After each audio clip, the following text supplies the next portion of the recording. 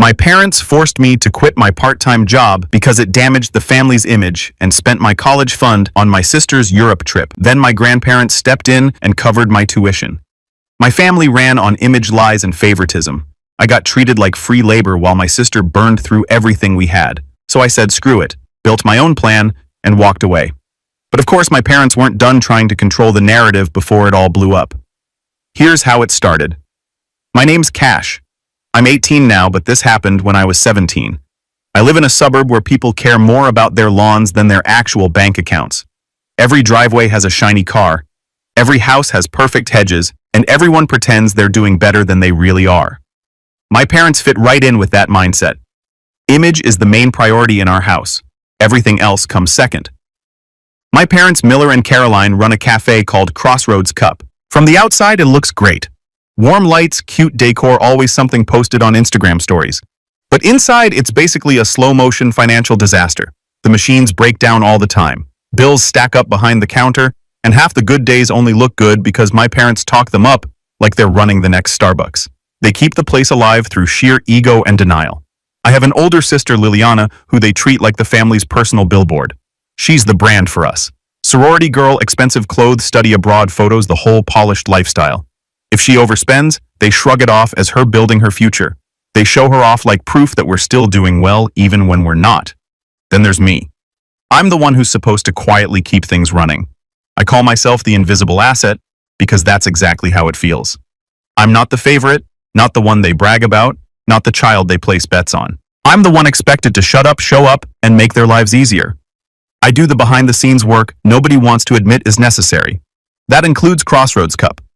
What people don't know is that I close the cafe for free most nights. I'm the one sweeping floors, wiping tables, restocking fridges, and finishing inventory because my parents refused to hire actual staff they'd have to pay. They call it helping the family business, but it's really just unpaid labor dressed up as loyalty. If I don't show up, the cafe falls apart. Simple as that. Both sets of grandparents have tried helping a few times. Not dramatically, just offering advice, covering a bill here and there, even recommending someone who could fix equipment cheap. But every time Miller shuts it down instantly. He treats help like it's a personal attack. He'll say things like, "We're not a charity case," or "We can handle our own business." Meanwhile, Caroline pretends she agrees, but won't look anyone in the eye when she says it. My grandparents can see the cracks. They've pulled me aside more than once asking if everything's okay or if I need anything. I always told them I was fine. At that point, I still felt like admitting anything would make everything worse.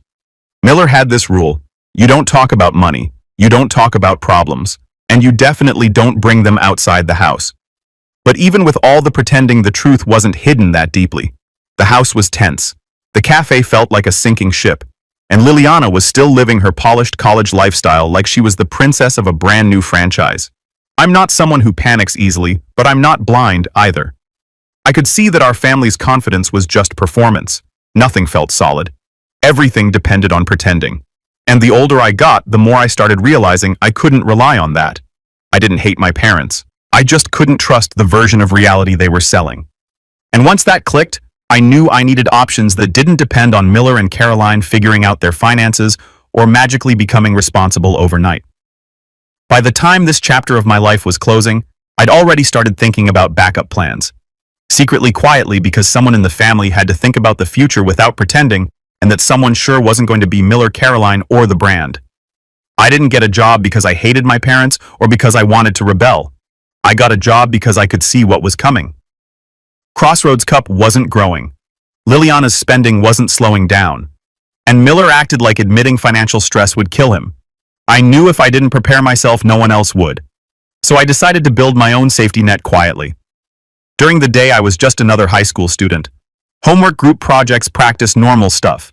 But once school ended, I changed hats. Some nights I went straight to the bowling alley where I picked up a part-time job cleaning lanes and wiping down tables. Other nights, I'd get a text from Miller at 3 in the afternoon that said something like, "Be at the cafe by 8, we need to look busy for the dinner crowd." Which meant I'd be working the closing shift for free again. I learned pretty fast that my life had to run on 2 tracks if I wanted any chance at a future. So I kept my head down at school, worked at whichever job needed me, and then wrapped up the night scrubbing espresso machines at Crossroads Cup. To make everything blend together, I started planning like someone who expected to get caught eventually. I kept a small notebook hidden in my backpack where I wrote down every hour I worked, every dollar I earned, and every dollar I saved. I didn't save much, but it was something. I kept my cash in an old pencil box under my bed next to important receipts. I told myself it wasn't hiding. I told myself it was just being organized. But the truth was, I didn't want my parents to know what I had because once they knew, it wouldn't stay mine. Next, I moved to a bookstore job. That's where I met Dariel, a guy in his late 20s who worked 2 jobs and didn't romanticize anything. He talked about money the way people talk about weather, straightforward and without emotion. He noticed me budgeting during break once and said, "Good, start early. Families get weird about money." I shrugged, pretending not to understand.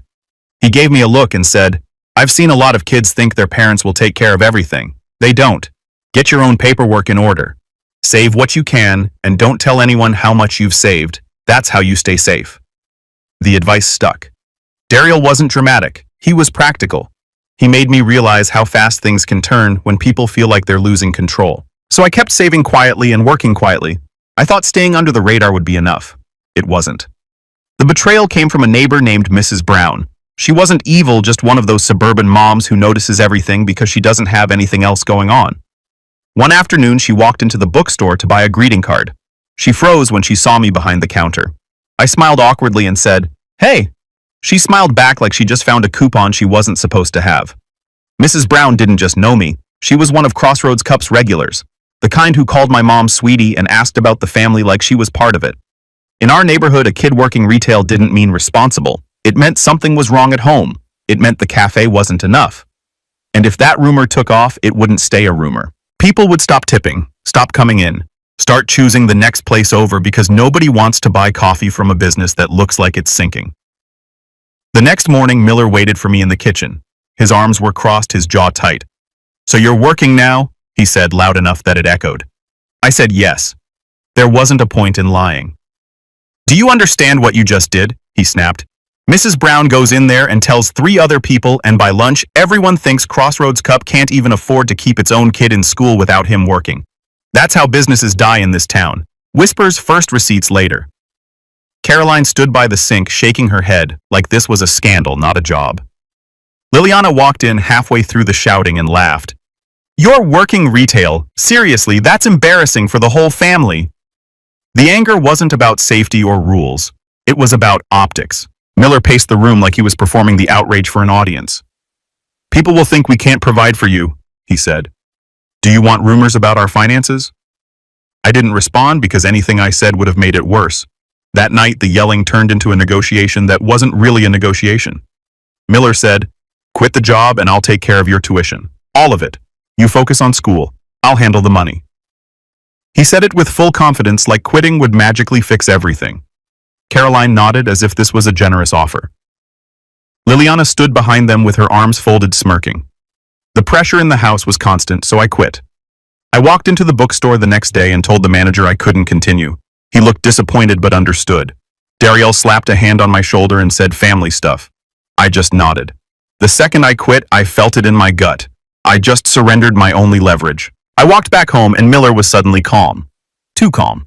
He acted like everything was solved now that I wasn't making the family look poor anymore. His confidence didn't feel like reassurance. It felt like a trap. It didn't take long after I quit the bookstore job for things to crack open. A week later, Miller and Caroline called me into the living room. No build-up, no attempt at softening anything. Miller just said, "Sit down. We need to talk about your college situation." I knew instantly it wasn't going to be good news. Caroline folded her hands in her lap like she was bracing herself. Miller cleared his throat and said, "The college fund is empty." No explanation, no apology, just the headline. I stared at him. "What do you mean empty?" Caroline jumped in quickly. "It's gone cash. There's nothing left for your tuition." Then came the reason, and somehow it felt worse than the announcement itself. "Your sister needed it," Miller said.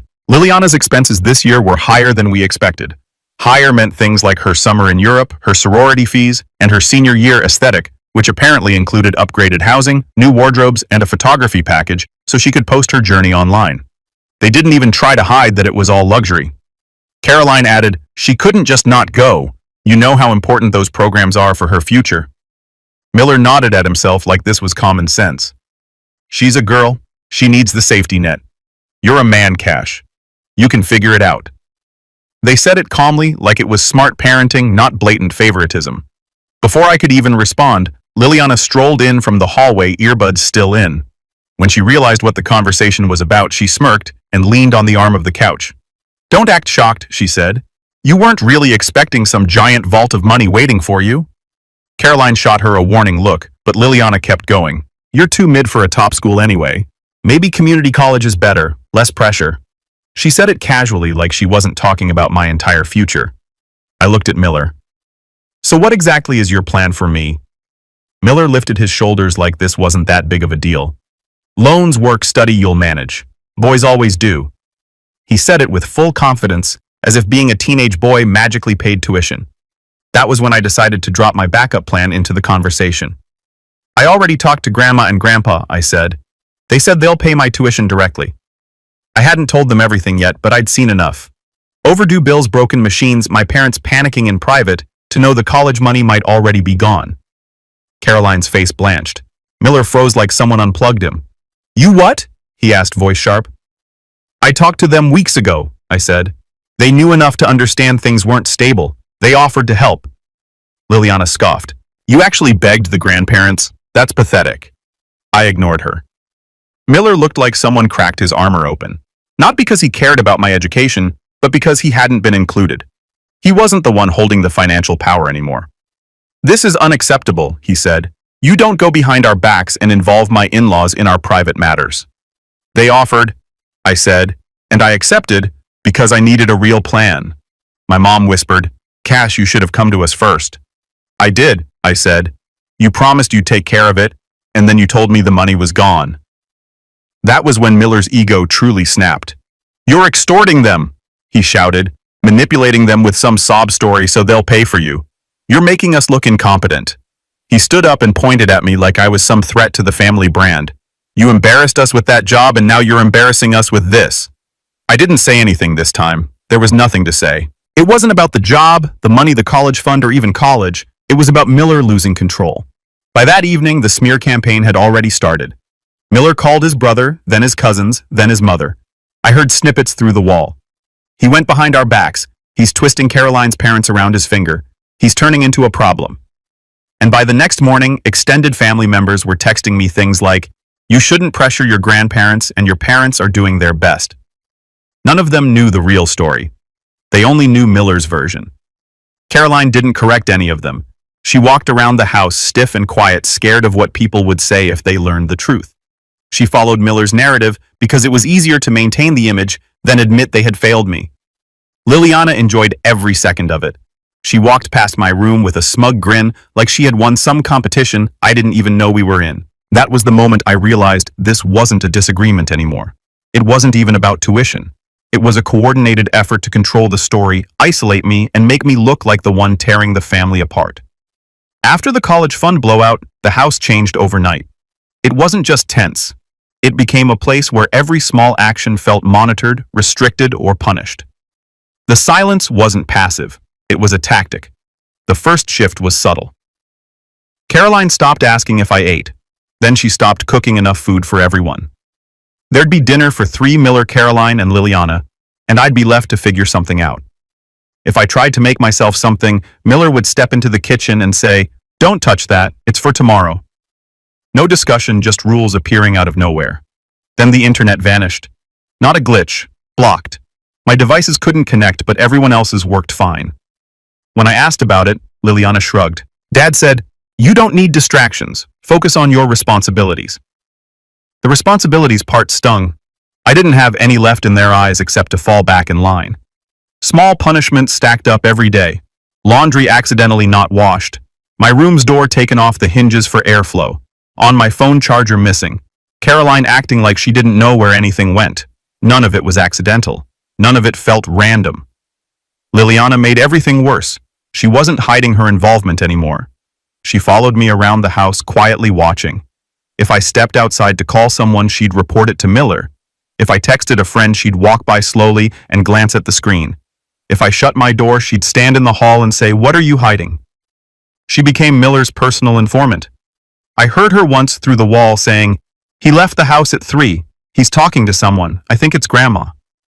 She said it like she was giving a progress report. Miller used her updates to build a narrative that I was becoming out of control. He'd say things like, "You're acting unpredictable, Cash. Don't make this harder." Meanwhile, he was the one tightening every screw he could find. The turning point was when Eric Miller's brother showed up unexpectedly one afternoon. He asked me to walk with him to the driveway. He didn't bother pretending this was a friendly visit. "Look," he said quietly, "he's done this before." I didn't know what he meant. Eric sighed. "Miller, when our parents tried to help us, he turned it into a power game. He made everything about control. He pushed them away, then blamed them for not supporting him. Now he's doing it to you." It was the first time anyone in the family spoke plainly. "He needs someone under him," Eric continued. "He always has. When he feels that slipping, he gets vindictive. You need to protect yourself." Before I could respond, Eric handed me a small folder. "These are the things you need to secure now. Don't wait." Inside were lists: Social Security card, birth certificate, passport, banking documents, anything tied to my identity or my future. "If he holds these," Eric said, "he owns your choices. Get them somewhere safe." I nodded. It wasn't dramatic advice, it was practical. I understood that. Over the next few days, I worked quietly. I found my Social Security card taped inside a filing cabinet drawer, the birth certificate buried under insurance papers, my passport shoved behind expired coupons in a kitchen drawer. I gathered what belonged to me, kept copies where needed, and stored the originals in my backpack. Eric helped me without telling anyone else, but nothing stays hidden long in a house built on paranoia. One morning, Miller burst into my room without knocking. "Where are the documents?" His tone wasn't confused, it was accusatory. "Which documents?" I asked. He scanned the room like he was looking for stolen jewelry. "Don't play dumb. Papers are missing. You took things that belong to this family." "They are my documents," I said. "My identity, my school forms." "That doesn't matter," he snapped. "You don't get to decide what's yours yet." Caroline stood behind him, silent but shaking slightly. Liliana watched from the hallway, enjoying every second. Miller stepped closer. "You're not going anywhere until I have everything back." There was no reasoning with him. He wasn't angry because the documents were missing. He was angry because he no longer had control over them, and by extension over me. That night, I slept with my backpack against my chest, not because I thought they'd hurt me, but because I didn't trust them not to take what I needed to function. Every hour or so, Liliana walked past my open doorway, pretending she needed something from the hall closet. She kept glancing inside like she was waiting for me to bolt. By the end of the week, I wasn't living like a teenager in his own house anymore. I was living like someone preparing to evacuate. Packing silently, hiding essentials, watching doors, planning exit routes. Miller didn't see me as his son. He saw me as a threat to the story he was trying to sell, and the house treated me accordingly. After Miller's accusations about the documents, the hostility at home reached a level where staying didn't make sense anymore. My maternal grandparents noticed something was wrong and insisted I come stay with them for a few days. Once I got there, they made it clear those few days could be as long as I needed. They didn't ask for details immediately. They let me settle in, fed me properly, and gave me space. The calm felt foreign after weeks of tension, but calm never lasts long when Miller realizes he's losing control. My grandparents called a meeting at their house. Caroline and Miller showed up looking irritated, but trying to keep it civil. Liliana came too, dressed like she was attending a brunch rather than a confrontation. My grandfather didn't waste time. He sat down, looked Miller straight in the eye, and said, "You've been treating Cash unfairly. We're not ignoring it anymore." Miller scoffed. "You don't know the full situation." Grandma cut in. "We know enough.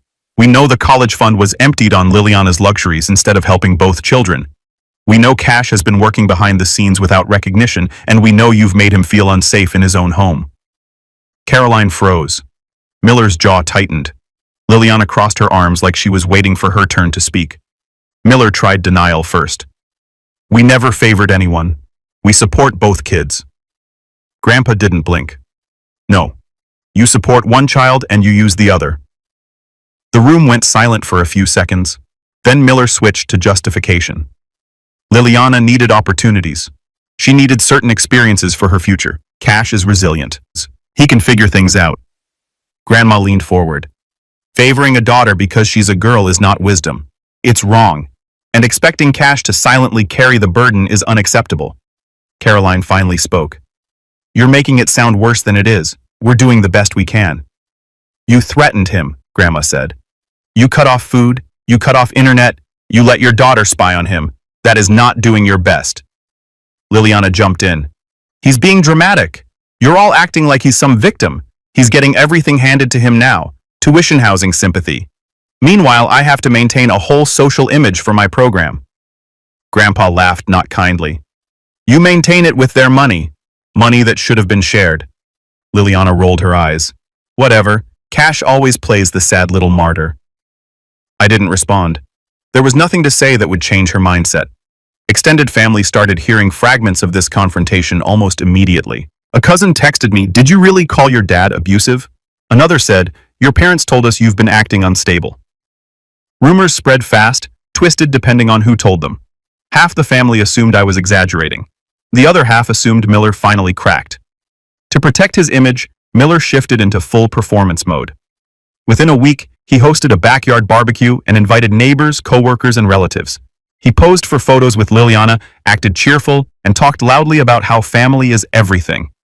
Caroline floated around refilling drinks, smiling too hard. Anyone watching could tell they were trying to rewrite the narrative before it solidified. At one point during the barbecue, Miller pulled me aside. "You're confusing everyone," he said through clenched teeth. "You're making this family look divided." "We are divided," I answered. He ignored that. "All you had to do was trust us, but you ran to your grandparents and made us look weak." I walked away. He hated that I didn't argue. It meant he couldn't twist my words later. A few days after the event, Miller and Caroline came to my grandparents' house for another talk. This one wasn't a confrontation. It was a proposition. Miller started with a calm tone which always meant trouble. "We're willing to help with your tuition," he said, "but there are conditions." Caroline nodded along. "You'll publicly clarify," Miller continued, "that the grandparents were never paying your tuition, that it was a misunderstanding. You'll thank us for our support, and you'll tell anyone who asked that everything's fine now." I stared at him. "You want me to lie?" "We want you to correct the narrative," Caroline said quickly. Miller added, "You want to go to college, don't you? This is the cleanest way." I shook my head immediately. "No, I'm not doing that." Miller's expression hardened. "Why not?" "Because you're not offering help," I said. "You're offering a cover-up."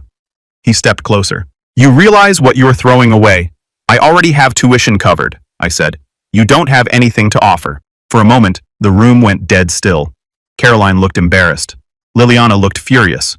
Miller looked dangerous. "You think you've won because your grandparents stepped in," he said quietly. "You think this is over?" Grandpa stood up then, but Miller raised a hand. "No, I want him to hear this." He leaned in just enough so only I could hear the next part. "I'm not done." He said it without shouting, without theatrics, just cold certainty. That was the exact moment I understood something clearly. He wasn't trying to fix anything. He was preparing for the next attack, and he didn't care who he had to drag down with him. The moment I stopped covering closing shifts at Crossroads Cup, the decline started showing. It didn't take long. Customers weren't getting their orders right. Tables stayed dirty. The milk steamer broke and sat unrepaired for days. One regular even posted online, "What happened to this place? Used to be great." Miller pretended not to see the comments, but everyone who walked in could see something was wrong. I wasn't there every night anymore, but people talk in a suburb like ours, and Eric filled in the rest when he stopped by my grandparents' house. Without my free labor, the nights fell apart fastest. The cafe closed early 3 times in a single week. Deliveries weren't checked in correctly. Inventory lists didn't match what was actually on the shelves. It wasn't sabotage. It was simply what happened when Miller refused to hire real staff and had built his entire foundation on an invisible teenager doing unpaid work. Customers noticed. Foot traffic dipped. Tips dropped. A few of the neighborhood moms whispered to each other while picking up lattes. Everyone could smell the instability even if nobody said it directly. Instead of fixing the problems, Miller went for drama. He announced a fresh relaunch as if a new name could fix operational chaos. Overnight, Crossroads Cup became the Morning Brew. New signage, new logo, new mugs, same broken equipment, same financial hole. He held a little ribbon-cutting event in the cafe parking lot. He gave a speech about new beginnings, acting like he was unveiling a national chain instead of repainting the same failing business. Liliana took photos. Caroline clapped too hard. Neighbors politely stood around like they were watching a school play. But a name change didn't fix closing's mistakes or low turnout. The Morning Brew stumbled harder than Crossroads Cup ever did. That was when Miller's mask started slipping fast and publicly. He began showing up to the cafe looking exhausted one day, furious the next. He yelled at baristas for messing up orders he hadn't trained them to make. He blamed suppliers for delays, customers for being too picky, and employees for not being committed. He never blamed himself. Then the drinking started. Quiet at first, then noticeable. His eyes were red during afternoon hours. His voice got louder during dinner time. He paced more, snapped more, and repeated the same lines like a man rehearsing excuses for a fallout he could feel coming. At home, things were worse. Caroline tried to keep the image together, but the cracks showed. One morning I walked into my grandparents' kitchen and heard Caroline arguing with my grandmother about money. Low at first, then breaking into tears. She claimed she didn't need help, then broke down crying. She kept insisting it wasn't supposed to be like this. We just need time. My grandmother didn't argue back. She just looked tired. Within a week, Caroline started pawning her jewelry. First a bracelet, then some earrings, then a necklace Miller gave her years ago. She tried to hide it by spacing things out, but any adult in the family could see what was happening. Jewelry boxes don't empty themselves. I heard her telling my grandfather, "We just needed enough to cover rent at the cafe, and maybe one loan payment, just temporary." She said temporary like it meant something. When the cafe had been sinking for years. When Miller found out, he didn't react like a spouse worried about bills. He reacted like a man losing a prop that helped his story. He snapped at Caroline saying, "How are you supposed to show up to events without anything decent to wear?" He didn't care that she sold those pieces to stop the cafe from collapsing. He cared that she wouldn't look right. The image mattered more than the marriage, the money, or the sanity of anyone involved. Meanwhile, Eric kept stopping by. At first, he tried helping with repairs at the cafe or suggesting budget cuts. Miller dismissed every suggestion before Eric even finished speaking. Eric told me privately, "He's repeating the old cycle. He spirals, he blames everyone else, and then he tries to rebuild the fantasy." He pushed harder for intervention, talking to both sets of grandparents, trying to get Caroline away from the chaos long enough to think clearly. He wasn't dramatic, just realistic. "If he doesn't slow down, he's going to burn the entire structure to the ground," he said, and that's exactly what it felt like. The cafe wasn't just failing, it was pulling the entire family down with it. Neighbors noticed the cracks. Extended relatives whispered about Miller's behavior. Caroline was barely holding herself together. Liliana kept posting polished photos like none of this existed. And Miller stormed around town pretending everything was fine while losing control of every part of his life. For the first time, the problem wasn't just between me and my parents. It wasn't just about tuition or favoritism or a bad argument. It was the entire system collapsing in public. Everyone could see it now. Everyone could feel the pressure. And nobody, not even Miller, could pretend it was just a misunderstanding anymore. The move-in day should have been normal. Students hauling boxes, parents crying, roommates awkwardly introducing themselves. Mine started like that for about 10 minutes, just long enough for me to think the worst was behind me. My grandparents were with me helping set up my dorm, and Uncle Eric stood by the door reviewing a packet of legal forms he brought just in case. Then everything shifted. A woman with a campus badge and a radio clipped to her belt stepped up to us. "Are you Cash?" she asked. "We've got a situation downstairs. Your father's at the front desk insisting you're being enrolled against your will." My grandparents froze. Eric didn't. He just muttered, "Of course he did," and shut the folder calmly. We took the elevator down. Before the doors fully opened, we heard Miller's voice booming through the hallway. "He's being pressured," Miller shouted. "He doesn't even understand what he's signing. He's being pushed into this by his grandparents." The staff member tried to cut in, but Miller got louder. "He's unstable," he snapped like the word tasted practiced. "He's not in his right mind. You can't let him enroll like this." A group of parents and freshmen stood around pretending not to stare. Security kept their distance, trying to de-escalate without making a scene, but there was no way to avoid one. Miller wasn't whispering accusations, he was broadcasting them. When he saw me, he pointed like he'd caught a criminal. "There, that's him. You can't let him sign anything, he's not mentally fit to make decisions." Eric stepped between us immediately. "Miller, stop, you have no legal authority here. Cash is 18 now." Miller ignored him. "Cash, come home. This isn't you. They're using you for money and controlling your life." I didn't raise my voice. "No, they're helping me because you wouldn't." That threw gasoline on the fire. "You think you're better than me now," Miller shouted. "You walk around acting like you built yourself. You're nothing without my name." Students around us slowed down, watching openly now. Miller kept going. "This is your fault. All of it. You and your grandparents ruined everything. He stepped forward like he wanted to corner me. Eric moved in faster, blocking him without touching him.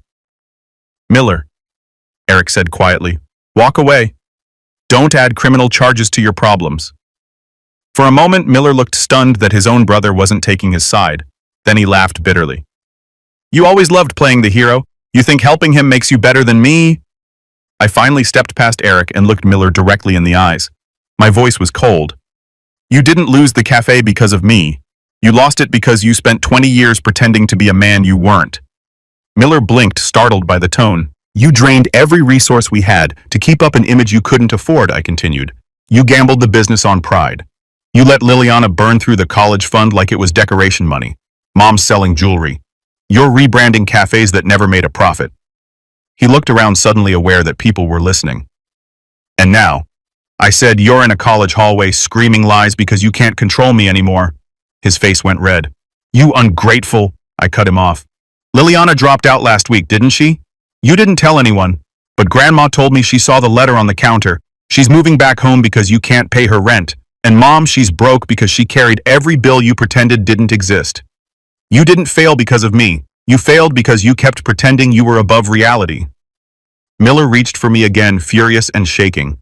One of the guards stepped in this time. Sir, you need to calm down. But I wasn't finished. You're trespassing, I said. You have no right to interfere with my enrollment.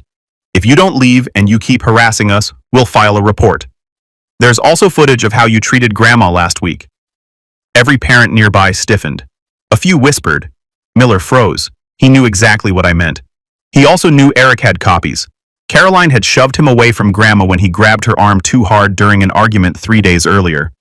The security camera on their porch caught it clearly. Eric already had it backed up.